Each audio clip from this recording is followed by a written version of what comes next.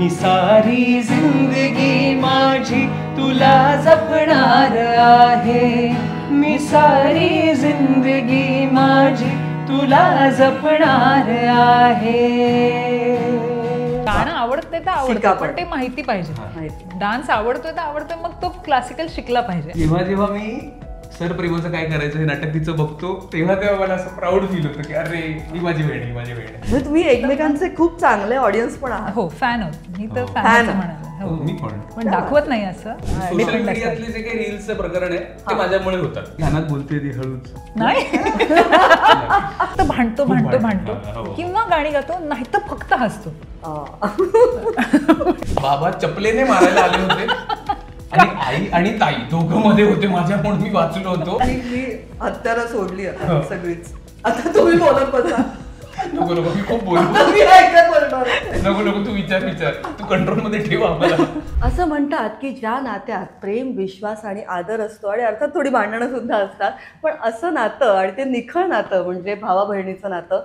आणि आज नवशक्तीच्या स्टुडिओत मी अशा छान प्रेमळ भावा बहिणींना घेऊन आलेली आहे. नवशक्तीच्या स्टुडिओत खूप स्वागत आहे आकांक्षा गाडे आणि आशिष गाडे यांचं. आणि रक्षाबंधन म्हटलं जरा जास्त स्पेशल करूया, आणि म्हणून मी तुम्हाला बोलवलं आणि तुम्ही वेळात वेळ काढून खरंच आलेला आहात, त्यामुळे खूप स्वागत आहे तुमचं दोघांचं. Thank you so much. येस, आमचं रक्षाबंधन स्पेशल झालं. ओ वाव, चला. येस, खरंच नाही, खरंच खूप छान वाटलं, कारण मला माहिती आहे आकांक्षा तू सध्या सिरियलमध्ये खूप बिझी आहेस, तूही बिझी आहेस खूप.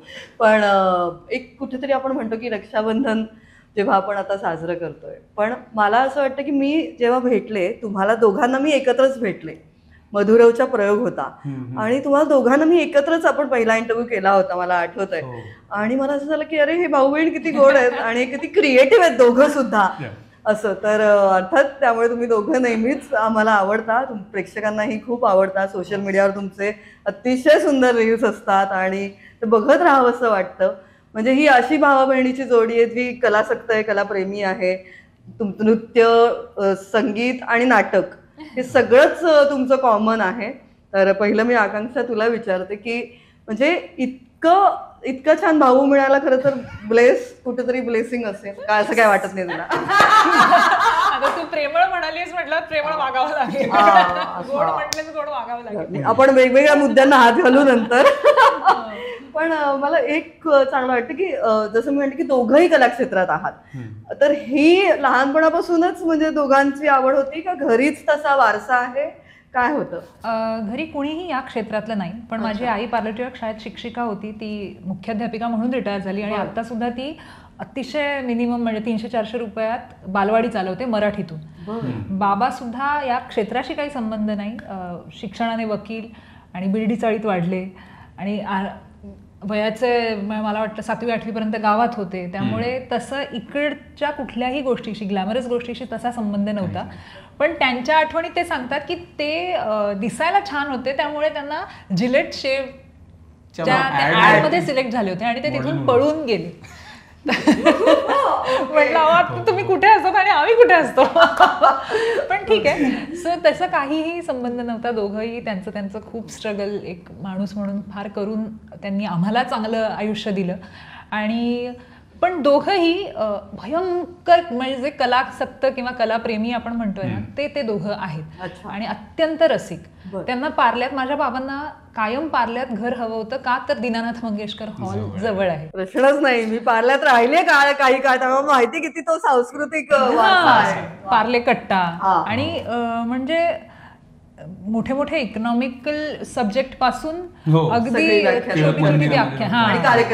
सगळे कार्यक्रम आम्ही बघितलेले आहेत. आई बाबांनी पकडून नेलेलं आहे. कवी संमेलन लहानपणी सगळं यू नेम अ थिंग, प्रत्येक गोष्ट बघितलेली आहे. असं अर्थात काही ठरवलेलं नव्हतं की या क्षेत्रात येऊ किंवा काही.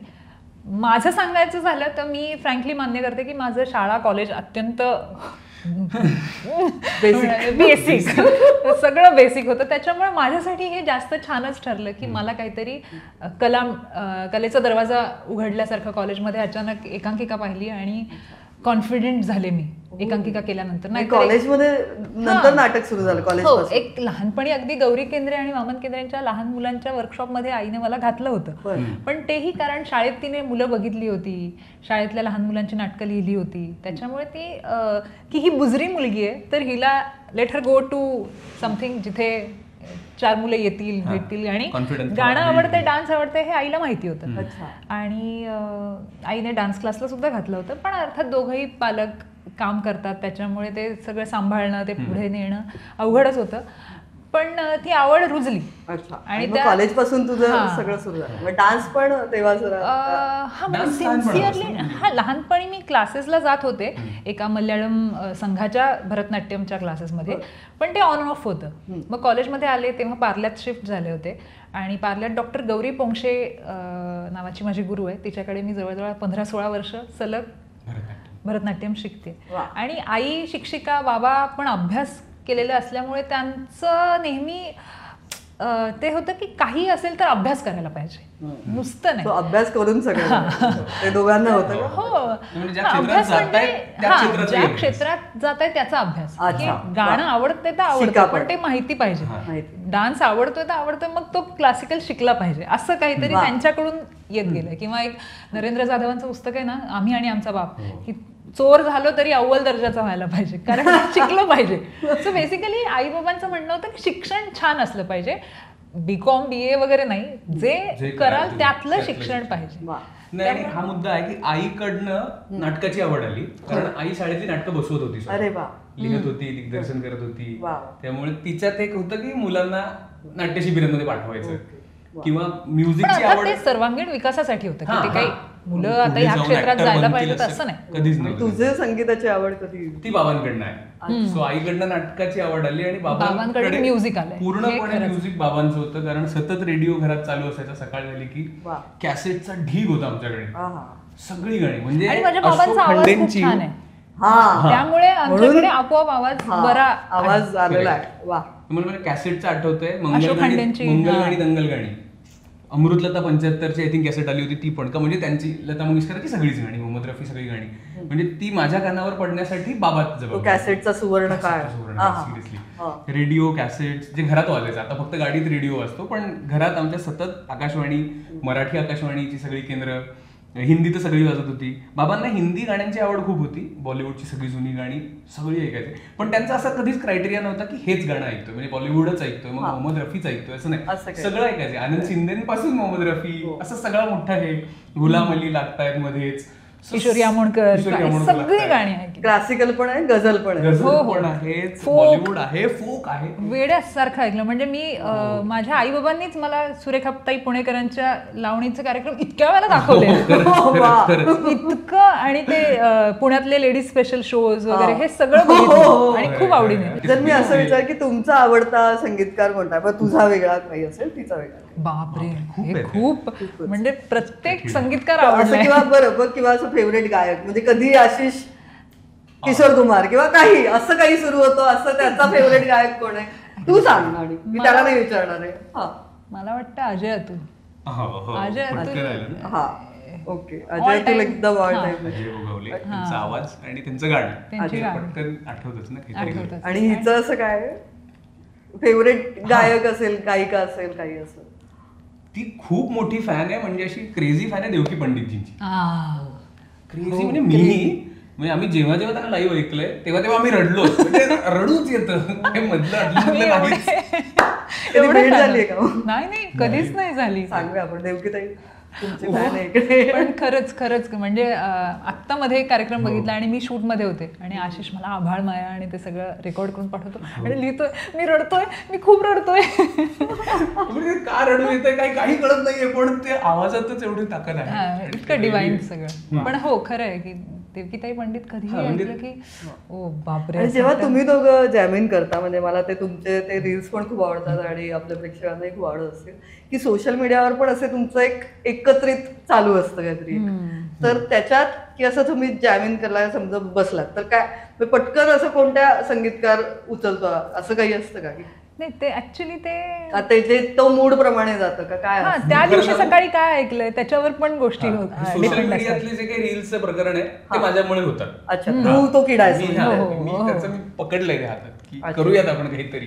आणि मग जे ट्रेंडिंग चाललंय ते जास्त करून थोडंसं डोक्यात असतंच. ओके. म्हणजे आता सध्या जे काही थोडंफार व्हायरल होते ते रॉंग लिरिक्स वाले हो बापरे मीच हसते ते पाहून. नाही पण ते मी खरंच आहे. हो. ते फक्त आम्ही थोडंसं रिक्रिएट करत असू पण मला लिरिक्सचा प्रॉब्लेम आहे अच्छा. शब्दांचा. 85% ते खरं आहे. खरेच आहे. बाकीचं नंतर थोडं स्क्रिप्टिंग करून ते मोल्ड करतात. खरंच असं होतं. हो, माझा हो. प्रॉब्लेम आहे की कोण भामिनी वगैरे माझा लिरिक्सचा खरंच प्रॉब्लेम आहे. खरंच आणि तो फक्त रिक्रिएट थोडासा एक्झॅजरेशन असेल पण प्रत्येक फंबल ते झालेले आहेत माझे.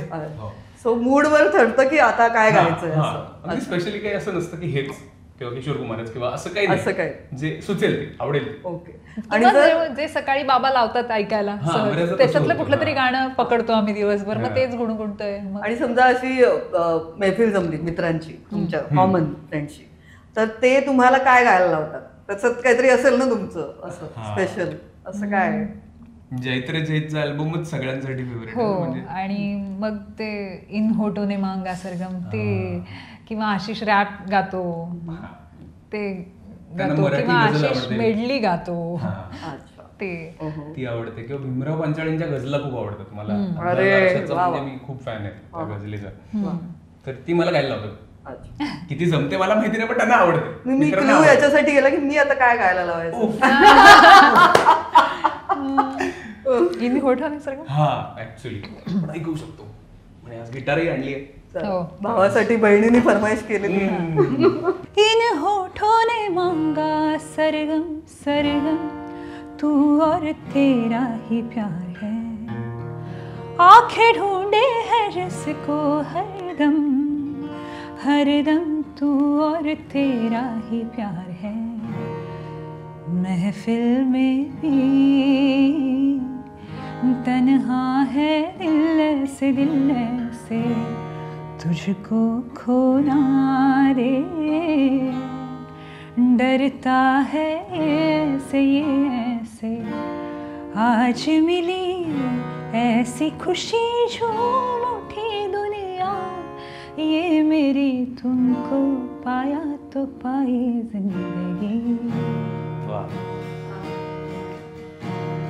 कहना ही क्या ये नैन एक अनजान से जो मिले चलने लगे मोहब्बत के जैसे ये सिलसिले अरमान ऐसे दिल में खिले जिनको कभी मैं न जानूं वो हमसे कभी ना मिले कैसे मिले दिल न जानूं अब क्या करे क्या नाम दे कैसे उन्हें मैं पुकारूं कहना ही क्या ये नैन के अनजान से जो मिले. कहना क्या आम्हालाही मजा आली. स्टुडियो जरा जान आणली. अब लगता की महफिल सुरू हो गई. क्या बात है. खूप छान गायला तुम्ही आणि खूप मस्त वाटलं. जसं म्हटलं की अब माहोल बन गया. नाही आणि आमचं तू जसं म्हटलीस ना की ग्रुप सगळ्या ग्रुपमध्ये सिंगर्स छान हुशार सिंगर्स मित्र होतात नेमके. त्यामुळे सगळीकडे सगळीकडे म्हणजे आता आमचा एक ग्रुप आहे ईशा डे हास्य जत्रा फेम तर आम्ही खूप जवळचे मित्रमैत्रिणी आहोत. ती गाते तिची जी मैत्रीण आहे जी आमची बेस्ट फ्रेंड झाली आहे ती गाते म्हणजे सगळे गातात. जिथे जातो तिथे काहीतरी महफिल होतेच होते आणि सगळे खूप छान सिंगर्स म्हणजे आम्ही लगेच त्यांना आणि मला तर आम्ही नुसतं ऐकणार गाणारे सुरातले मित्र.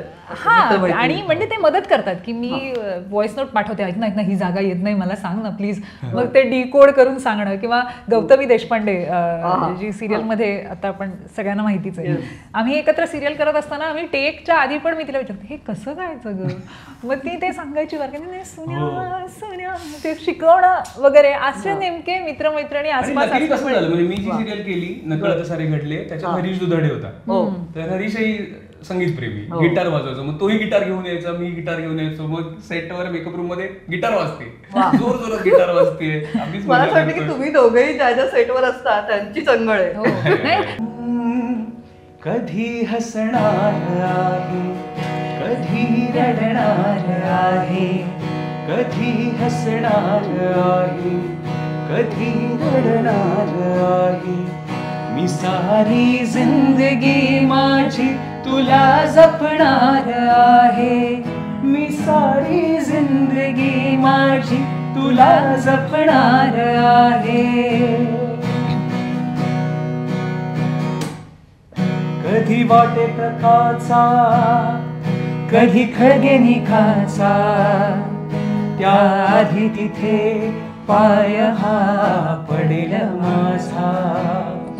कधी वाटेत काचा, कधी खळगे निखाचा, त्याआधी तिथे पाय हा पडेल माझा. तू स्वप्न पाहत जाना, तू बस खुशीत राहना. माझ्याही वाट्याचे ये तुला सारे. मी सारी जिंदगी माझी तुला जपणार आहे. मी सारी जिंदगी माझी तुला जपणार आहे. वा. गाणं म्हणजे तू गाणं शिकलीस की म्हणजे कसं? मी एक सुगम संगीताचा क्लास लावला होता. अच्छा. पोळे सर जे आहेत त्यांचा, पण तो फक्त काही महिन्यांसाठी राहिला. आणि मग तुझा रियाज. आणि मला काही रागदारी संगीत क्लासिकल म्युझिकचा काहीही संबंध नाही. पण सतत युट्यूब बघणं, मग सा कसा लावायचा, कमाल सुरात नाही थँक्यू. ते ऍक्च्युली ह्याच्यामुळे पण, कारण घरात अख्खा वेळ तो वाजवत असतो. बरं तोही त्यालाही काही क्लासिकल बेस नाही, झिरो शिक्षण. तुझंही कसं आलं मग? सेम म्हणजे ऐकत ऐकतच मेनली. अच्छा. कारण मला सिरियल्स मध्ये खूप वेळ मिळायचा जेव्हा मी सिरियल्स करत होतो ज्या काळात 2015 मध्ये वगैरे. अरे वेड्या मना नावाची सिरियल केली होती. मिक्सिंगचा वेळ कधी लागला? ते नंतर लागलं. त्याचं जरा एक टेक्निकल नॉलेज जेव्हा यायला लागलं तेव्हा त्याची गंमत आली.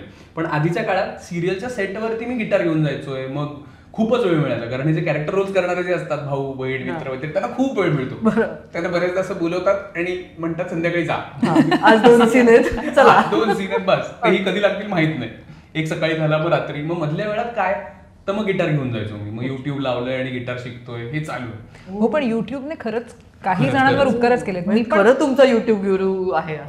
हो, म्हणजे मी पण आताही मला काही येत नाही. फक्त मी एखादा राग कुठल्या तरी ट्युटरचा लावून ठेवते की तो काय म्हणतोय फक्त ऐकायला. आणि तसंच जेवढं येतंय किंवा त्यांच्याबरोबर गाऊन येतंय तेवढ्यामुळेच गाणं येतंय. युट्यूब वरून मी म्हणजे आता हे मिक्सिंग वगैरे जे सगळं तू म्हणालीस त्याचं सगळं जे काही साऊंड इंजिनिअरिंग लागतं त्याच्यासाठी. हो ना, मिक्सिंग बरंच कठीण असतं. पण तेही युट्यूब वरून शिकता आलं. काय बोलतो? कारण ते खूपच म्हणजे जेनझीचा आदर्श आहे. खूपच म्हणजे आताच्या काळात टेक सॅव्ही याच्यात कसं संगीत शिक्षण यावं मी मेस्मराइज्ड आहे. कारण मला गाणं खूप आवडतं, मला अजिबात म्हणता येत नाही चांगलं, त्यामुळे मला खूपच मी भारावून गेलेली आहे. इट्स सो गुड यार की तुम्ही लर्निंग, त्याचा फायदा झाला, सेल्फ लर्निंग केलाय, युट्यूब मधनं शिकलाय. खुळखुळ घुंगाराच्या तालावर झाली दंग, तालावर झाली दंग, शालू बुट्टेदार लई लई झाला तंग, लई लई झाला तंग, सोसन भार घामाघूम झालं, घामाघूम झालं, गोऱ्या रंगाची नाऱ्या ढंगाची चोळी भिंगाची ऐनवानी ग, आली ठुमकत नार लचकत मान मुरडत हिरव्या राणी, आली ठुमकत नार लचकत मान मुरडत हिरव्या राणी. मस्त मस्त. आता आपण आयुष्यावर जरा बोलू काही की will start with something best. की आधी मी आशिषला विचारेन की एक असा प्राऊड मोमेंट तुझा होता जेव्हा तुला वाटलं की बास ही माझी बहीण आहे आणि ही खूप भारी आहे. चला आधी आपण आकांक्षाला खुश करूया. पण तो कुठलाही प्रसंग असेल, म्हणजे नॉट नेसेसरी अवॉर्ड असेल, काही असेल, पण जेव्हा तुला वाटलं की बास I am so proud of her. काहीतरी कानात बोलते ती हळूच. नाही पण म्हणजे अवॉर्ड साठी नाही, आहे. किती सुंदर प्रश्न आहे. हो ना, ऍक्च्युली असं कधी विचार केला जात नाही. म्हणजे वाटतो, अभिमान वाटतो ताईचा, पण कधी बोलणं होत नाही किंवा सांगणं तर नाहीच होत 100%. पण मला माहितीये की जेव्हा जेव्हा मी सर प्रेमाचं काय करायचं हे नाटक तिचं बघतो, तेव्हा तेव्हा मला असं प्राऊड फील होतं की अरे ही माझी बहीण, ही माझी बहीण. आई गं, हे पहिल्यांदा ऐकलं मी. पण त्या नाटकात खरंच खूप छान गाते. हो, So sweet. खूपच सुंदर आहे. आणि ते म्हणजे नाटक एक्सपिरियन्स म्हणजे ते तुझं आवडतं नाटक आहे तिचं असं. हो हो, आणि त्याच्यात बघताना मजा येते मला. तू किती वेळा पाहिलंस ते? जेवढे प्रयोग झाले तेवढे, ऑलमोस्ट सगळे. ऑलमोस्ट सगळेच. हा, म्हणजे अगदीच पुण्याचा वगैरे जो कुठले बाहेरचे झाले असतील ते नसतील पाहिले, पण म्हणजे तो तेवढाच ऑडियन्स पण आहे तुझा. हो हो हो हो हो, हो. वा. मज्जाच येते. म्हणजे ते आहेच. बाकी अवॉर्ड तर आहेच. म्हणजे राज्यनाट्य आता जो मिळालं होतं ते अरे वा. तिथे पण असं झालं ये मलाच खुश, मीच खुश एकदम जास्त. पण नाटकात बघण्याची गंमत आहे. आणि त्यात सर प्रेमाचं काय करायचं मध्ये तिला बघणं स्टेजवर पाहायला आवडतं. हो हो. आणि आकांक्षा तुझ्यासाठी काय आहे असं की भाई ये मेरा भाई काय? इतकी सुंदर गोष्ट आहे ही की मला आता रिअलाइज झालं की मला हे खूपदा होतं. तो जेव्हा जेव्हा परफॉर्म करतो ना, स्पेशली गाणी, हो. तेव्हा तेव्हा मला होतं. आता मधुरमध्ये मी जितके पोवाडे त्याचे ऐकते हो. तेव्हा मी सगळं हातबीत असं गाण्याचे एक स्टान्स बिन सोडून अशी उभी राहते आणि मला असं वाटतं हा माझा भाऊ आहे, वाव, हा माझा भाऊ आहे, वाव. असं त्याचा तो आवेश बघून. आणि वसंत बापटांचा तो एक पोवाडा गातो किंवा त्या नाटकात खूप परफॉर्म करत असतो आणि मला बघावं लागतं. तर मी बघत असताना मी विसरते की मी परफॉर्म करते, तर मी अशी हातबीत खाली सोडून बघत बसते, मानबीत वाकडी करून. म्हणजे तुम्ही एकमेकांचे खूप चांगले ऑडियन्स पण आहात. हो, फॅन आहोत मी तर, हो. Fan Fan. म्हणाले. मी पण. पण दाखवत नाही असं. हा, रेअर जोडी आहे ही भावा बहिणीची. ते दाखवत नाही. आमचा अर्धा वेळ भांडणात जातो. हा, अर्धे म्हणजे अच्छा, भांडणं पण होत असतात. खूप खूप खूप जीव ते पण आहे. तोडून. म्हणजे त्यामुळे हे असे प्रश्न आल्यावर आता असं एकदम झालं की बोलायचंय मला सगळ्यांनी समोर सांगू. नाही, पण आमची भांडणं होतात आणि आम्ही परत एकत्र येतो ते आर्टमुळेच येतो. हा. कारण तो एक तुम्हाला जोडणारा दुवा दुवा आहे. आहे. म्हणजे आम्ही 2-2 दिवस बोलत नाही रागात अच्छा. एकमेकांशी. असं असं पण होतं. होतं. मग एक गाणं वाजतं किंवा तो तिथे वाजतो आणि काहीतरी वाजवलं आणि मग मी तिथे गायले, मग आमचं परत पॅचअप होतं. Patch up होतं, हो. म्हणजे गाणं लागतं Okay. किंवा काहीतरी Musical आर्टचा काहीतरी. कुठला तरी हे लागतो, मग आमचं पॅचअप होतं. आणि मग तुझी अशी त्याची एखादी आवडती गोष्ट आहे की खूप, म्हणजे ती नॉट नेसेसरी की आर्टच असेल, वेगळंही काही, की एक आवडती गोष्ट याच्या काही सवयी असेल, कुठलं सवय असेल काही, म्हणजे किंवा एक तर ह्युमर, हा डेंजरस ह्युमर आहे. म्हणजे हुशार ह्युमर पण आहे आणि अत्यंत छछोर ह्युमर पण आहे. तर आम्ही तासनतास एक तर 2 मोड आहेत. एक तर भांडतो हो. किंवा गाणी गातो, नाही तर फक्त हसतो. दोनच मोड आहेत. हा, म्हणजे खूप हसतो आणि त्याला काही लॉजिक नसतं, पण तो मूळतः कॉमेडी आहे खूप. अच्छा, आतून तो सेन्स ऑफ ह्युमर तेरा अच्छा आहे असं. तो खूप कॉमेडी आणि तो तसा सांभाळणार आहे बहिणीला, आईला लगेच. त्यामुळे ती एक केअरिंग नेचर आहे, ते दिसत नाही हे कधी त्याचं. बोलत नाही, हे कधीच मला माहित नाही मी केअरिंग आहे हे मला आता कळलं. बरं. Thanks to Navshakti. हो, खरंच तुला थँक्स. मला वेगळी ट्रिक दे ना. डन. आणि तुझी अशी आवडती गोष्ट तिची काय आहे? आता बोल. तिच्या स्वभावातली असेल किंवा आता बोल. पण मी ह्युमरचा मुद्दा आहे, मला तिचं पण ह्युमर आवडतो. खरा तो फालतू ह्युमर आहे, पण हे असं लिरिक्स चुकणं वगैरे. यांची गंमत आहे. पण मला माहिती नव्हतं माझ्या ह्युमरची तू fan काय. सर्वात चुकलेली लिरिक्स काय होती तिची, जी तुला आठवत असेल? मी सांगू हो, का? हो. मला खूप आठवत. मेट्रो स्टेशन मध्ये आम्ही गाडीत बसलो होतो आणि आशिष मला म्हणाला की आपण ही अनाउन्समेंट तुझ्या आवाजात करूया. तर मी म्हटलं पुढील स्टेशन घाटकोपर, दार डाव्या बाजूने उघडतील. दार डाव्या बाजूने नाही अक्षताई, दार डाव्या बाजूने. परत पुढील स्टेशन घाटकोपर, डाव बाऱ्या बाजूने. मी मुद्दाम करत नाही, माझ्याकडनं चुकलं होतं. खरंच होत होतो. बरं, आता हसणं तर आपण खूप छान हसतोय, पण कुठेतरी कधी कधी जसं आपण म्हणतो की ते गाणं आहे फार सुंदर, ते मला खूप आवडतं की तुला जपणार आहे. वा. हा एक विषय भावा बहिणींमध्ये खूप असतो. आपण किती भांडतो, आपण किती लाडानी काय कौतुक पण करतो, भांडतो पण तेवढेच. पण एक असा पॉइंट येतो, आणि अर्थात तुमचं आता वय तेवढे तुम्ही मॅच्युअर्ड दोघंही आहात की एक पॉईंट असा येतो आयुष्यातला की जेव्हा असं वाटतं की एक प्रचंड कठीण प्रसंगातनं मी आत्ता जातोय आणि आत्ता मला मिळालेली बहिणीची साथ किंवा आत्ता मला मिळालेली भावाची साथ ही आत्ता खूप गरजेची होती, असं कधी तरी झालं असेल? असं खूपदा झालंय, कारण एकतर आम्ही लहानपणापासून एकाच पाळणाघरात राहायचो, नंतर एकाच कॉलेजमध्ये एकत्र एकांकिका केली, त्याच्यानंतर असं पण झालं की जिथे मी काम करते तिथे हा म्युझिक वर सिंथेसायझरवर बसलाय किंवा माई मॅक्स होते, मराठी पाऊल पडते पुढे नावाचा एक कार्यक्रम होता झी मराठीवर, मॅक्सर तिथे जज होते, तिथून आम्ही मॅक्सरांकडे गेलो ऍक्च्युली, आणि तेजस मालक नावाचा आमचा डिरेक्टर होता, तर तो तिकडे तेजसकडे सगळं म्युझिक करायचा, सो तो माझ्याबरोबर, मी स्टेजवर असेल तर तो बाजूला असायचा म्युझिक करत. आणि आता आम्ही मधुरव पण एकत्र करतोय, मनुष्य नावाचं मॅक्सरांचंच दुसरं नाटक एकत्र करतोय, त्याच्यामुळे मला असं वाटतं की मी आई बाबांपेक्षा आशिष बरोबर जास्त वेळ, आयुष्यातला जास्त वेळ ह्या मुलाबरोबर काढलाय, त्यामुळे असे खूप एव्हरी डे असं होतं की ही इज ऑलवेज देअर. आणि असं होतं ना की मला प्रॉब्लेम वाटतोय आणि मी ह्याला भेटले आणि काहीतरी टाइमपास केला किंवा काहीतरी गाणं झालं किंवा आम्ही भांडलो, तो प्रॉब्लेम राहिला बाजूला, त्यामुळे he is always a saviour म्हणतात ना की तो आहेच.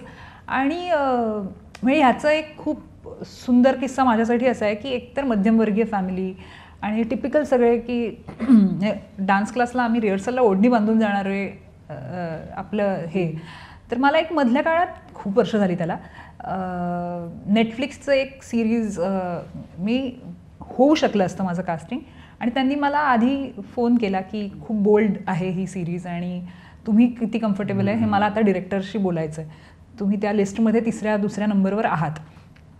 आणि मला इतकी भीती वाटली, मी एक कलर्स मराठीवर असं सासर सुरेखाबाईकर नावाची सिरियल करणारी मुलगी, मला एवढा मोठा त्यांनी प्रश्न विचारला आहे, आता आपण नाही म्हणणार, एवढ्या लायकीचे आपण नाही होत, ती खूप मोठी गोष्ट आहे. आणि मला काहीच सुचेना, मी नाही तर म्हणू शकत नाही, हो म्हणायची हिंमत नाही, सगळ्यांचे चेहरे दिसले, घरच्यांचे, एक्सटेंडेड फॅमिलीचे, तर मी आशिषला फोन केला आणि तो माझ्यापेक्षा 5 वर्षांनी लहान आहे, तो तेव्हा, हे मी अजून 5 वर्षांपूर्वीचं म्हणते, तर तेव्हा अजून लहान होता. आणि मी त्याला म्हटलं की ऐक ना, ते नेटफ्लिक्स त्या ह्याच्यातून फोन आला आहे आणि आता काय, हा मग त्यात काय एवढं, कमॉन तू ॲक्ट्रेस आहेस. आणि माझ्या डोक्यावरून असं मनाचं ओझं खाली गेल्यासारखं वाटलं की अरे माझा सख्खा भाऊ इतका हुशार आहे आणि इतकं हां, म्हणजे त्याला त्याचा अर्थ कळतो आणि मी काय एवढी संकुचित विचार करते आणि घाबरते, तो इतक्या सहज बोलला की हा मग. सो असा सपोर्ट त्याचा खूप आहेच. मी असेही भाऊ बहिणीचे किस्से आहेत की ज्याच्यात तू ड्रेसच घाल आणि स्कर्ट का घालतेस असे वालेही भाऊ आहेत एकीकडे, आणि एक असा भाऊ आहे की तू ऍक्ट्रेस आहेस, तू हे कर.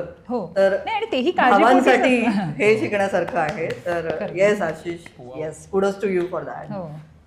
You don't know but it is important. त्याला आठवत पण नसेल ऍक्च्युअली. हा, म्हणजे मला आता आठवलं, तू बोलल्यानंतर आठवलं. आणि अजूनही ना मी कुठे धडपडले ना, म्हणजे आता मध्ये मी पडले, इथे ऍक्सिडेंट झाला, तर मी आधी फोन आशिषला सांगते की घरी सांगू नकोस, मी जरा पडले, हा मग थांब जरा मी येतो. अदरवाईज आम्ही काही इमोशनली बोलत नाही एकमेकांशी की हॅपी फ्रेंडशिप डे, हॅपी वगैरे, काही नाही, अजिबात नाही. पण गरजेच्या वेळेला तो असणार हाच माणूस आहे जो उचलून देऊ शकतो, खरंच तुला जपणारा आहे. हा, खऱ्या अर्थाने आहे, खरंच आहे. माझ्यासाठी पूर्णपणे तीच आहे. म्हणजे तसं तुझं काय, आता मी चांगलं बोलले, आता तू चांगलं बोल.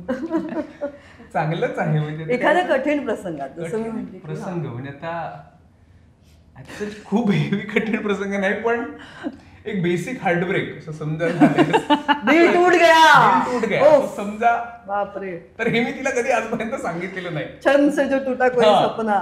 हा, कुठे काही झालंय तर मी तिला सांगू शकत नाही, कारण मला त्याची भीती वाटते. तिला कळलेलं असतं. हाच मुद्दा आहे की तिला काय माहिती, तिला माहिती असतं, तिला कळलेलं असतं. अगदीच आत्ताच रिसेंट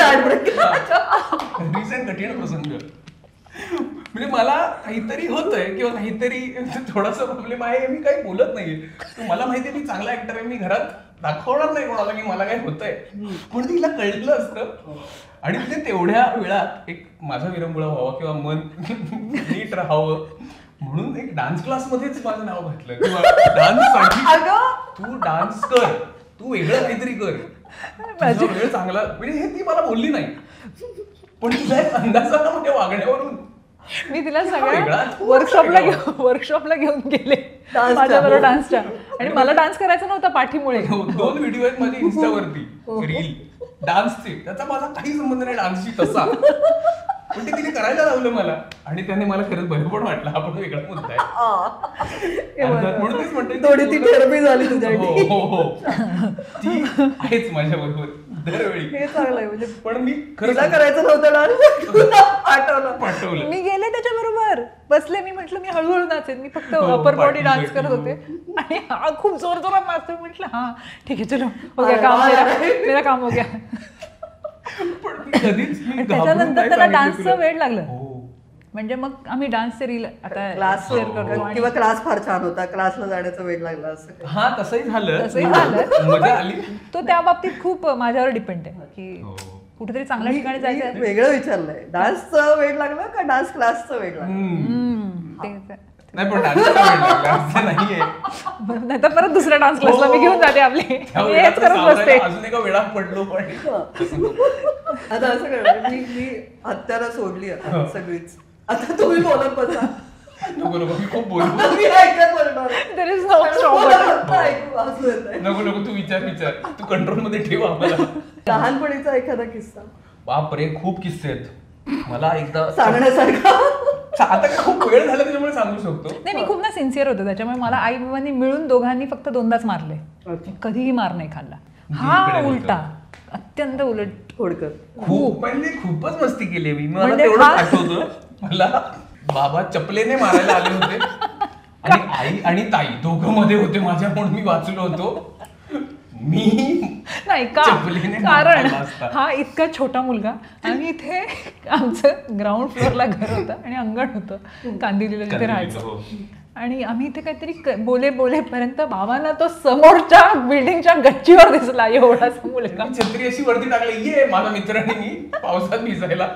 आणि त्या दिवशी आमचं पार्ल्यात शिफ्टिंग साठी ट्रक आला होता आणि शिफ्टिंग चालू मी वरती गच्चीवर जाऊ ये असं करून ती छत्री टाकली आणि खाली बघितलं तर बाबा बघतायत. गेलो मी छत्री बंद करून घरी आलो. चप्पल होती हातात. ही वेळ खेळायची, ही वेळ खेळायची, गच्चीवर जायची, काय चालू. आणि ती मारायला येणार तेवढं आई आणि ताई पहिली होती आणि आई होती, दोघींनी वाचवलं. खूप मार खाल्ला असता मी. नाही मी खूपच मस्ती करतो. मला एक खूण आहे इकडे. नाही तो अनदर लेवल मस्ती. हा काय प्रताप होता. म्हणजे स्कूल बस मध्ये ज्युनियर केजीत हे जे हँडरेस्ट आहे ह्याच्यावरती मी झोके घेत होतो मधल्या गॅपमध्ये. हा काय खेळ होता माहित नाही, पण हे खूप लहानपणापासून आहे. कोणी डायरेक्टर रायटर हे हा इंटरव्ह्यू बघतायत त्यांनी यांचा एक वेगळी शॉर्ट फिल्म करू आपण, किंवा एक पिक्चरच करू यांचा. हे सगळे किस्से याच्यात ऍड करावे. खोड्यांचे खूप किस्से आहेत, पण तिने ते वाचवलंय खूप मला.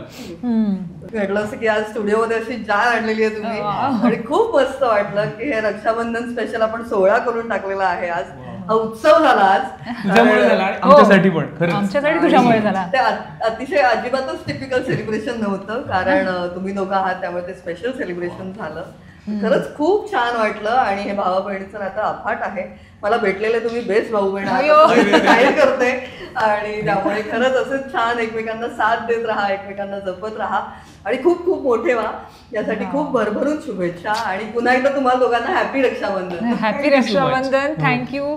आणि वी आर. तुम्हाला कसं वाटलं आमच्या हो स्टुडिओ? मी तेच सांगणार होते की आम्ही तुझे फॅन आहोत. आम्ही कधीपासून तुला बघतोय आणि तू इंटरव्ह्यू घेणं is one of the achievement. आज तुझा मेसेज आला तेव्हा असं होतं की अक्षताई दिलीवाताईचा मेसेज आलाय, तू बघ पटकन, काय तुझी वेळ कशी जुळते, आम्ही समोर नव्हतो.